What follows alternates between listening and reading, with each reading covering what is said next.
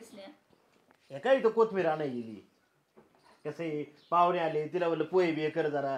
हा एक तर मामांना आमची आठवण होत नाही कधी. आता आलोत ना भाऊ. कामात काय करतो का मदत तिला? कामात काय मदत करायची? हा ती काय रोजानी कामाला जाते? नाही 4 कामं घरात आपली, 3 तर माणसं घरात.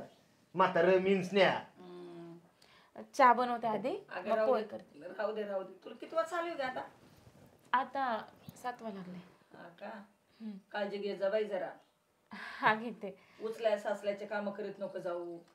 अहो ही तर काय ती काय आता बिगारी कामाला जाती का? का तिला काय सिमेंटची पोती उचलायची का काय करायची? घरात असते आपली निवांत ती. काय काम घरात तरी बायकांना असते तो. हा आपलं 4 भांडी धुतली, कपडे धुतले का बसली निवांत. अहो तुम्हाला झालं म्हणायला 4 भांडे झाले कपडे धुतले, पण अशा अवस्थेत काळजी घेणं गरजेचं असतं. कळलं का तुम्हाला? काय तिला काय लागलं सवारलं तर देत जा. त्याच्या आवडी निवडी जपत जा जरा. पाण्याचा हंडा उचलणं तरी असे अवस्थेत योग्य नाही ना. मग पाण्याचा हांडा ठीक आहे, पण तुम्ही मला सांगा बसून तरी जमतंय का माणसाला? का बसूनच ठोकायची मग दिवसभर? बसून नाही, उलट तिला वॉकिंगला वगैरे घेऊन जात जा. काय ग जरा हालचाल करीत जा, पण उचला साचल्याचे काम करू नको. काय वॉकिंग मस्त ती घरात घेतून तिकडून इकडे दिवसभर फिरत असते आपली. बरं ते जाऊ दे बाई, तू तुझी स्वतःची काळजी घेत जा. काय हो घेते.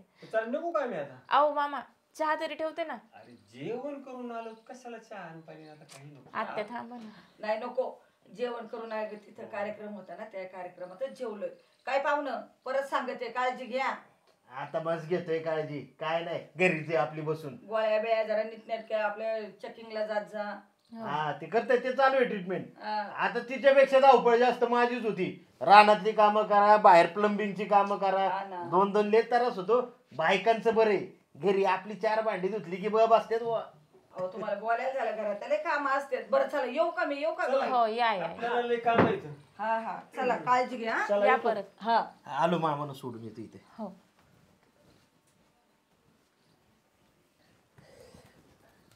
स्नेहा पाणी दे ग जरा. हा देते. राहू दे मीच घेतो. तू कवा उठायची? निवळ मंद बदक आहे तू. काय हो असं का बोलताय? मगापासून बघते मी पाहुण्यांसमोर बी तसंच बोलत होते. हिला काय काम आहेत, घरची 4 भांडी घासली की झालं म्हणून. अहो तुम्हाला कळतं का? हा या अवस्थेत पण सगळी कामं करते मी. घरची सगळी कामं करायची, स्वयंपाक धुणे भांडी. हे का सोपं आहे का? मग त्यात काय झालं एवढं? घरातली कामं करायला पण आता नोकर लावायचे का मग? अहो नोकराची गोष्ट नाही करत मी, पण तुम्हाला माहिती आहे ना अहो प्रेग्नेंट आहे मी. कधी हातपाय दुखतात, कंबर दुखती, अशक्तपणा येतो. एवढं सगळं करून सुद्धा मी करते ना बाकीचं काम. तरी पण असं बोलून दाखवायची काय गरज होती? पार तुम्ही माझी इज्जतच काढते त्यांच्या समोर. बरं आहे काय? हा अगं मग दुखतं तर सांगायचं ना. तुला साधं तब्येतीकडे लक्ष देता येत नाही का तुझ्या? अहो पण तुम्ही आहे ना, तुम्ही विचारता का कधी काय दुखतंय का, कुठं जायचंय का, काही दुसरं खाऊ वाटतंय का? हा आता मला विचारल्याशिवाय कसं कळणार? हा का ते दिसतंय का तुझं पाठ दुखतीये, पाठ सुजली, हात सुजला? माणसाने कधीतरी ना जवळ येऊन बोलावं. तुम्हाला माहिती आहे ना प्रेग्नेन्सीमध्ये काय काय चेंजेस येतात ते. तरी पण बोलून दाखवते का मी? अहो मला बी तुमच्यासारखं वाटतं आज हे खावं ते खावं, पण जमतंय का तसं? नाही ना. अहो किती किती सॅक्रिफायसेस असतात. सगळं आम्ही सहन करतो, पण अशी बोलायची तुमची पद्धत झाली का?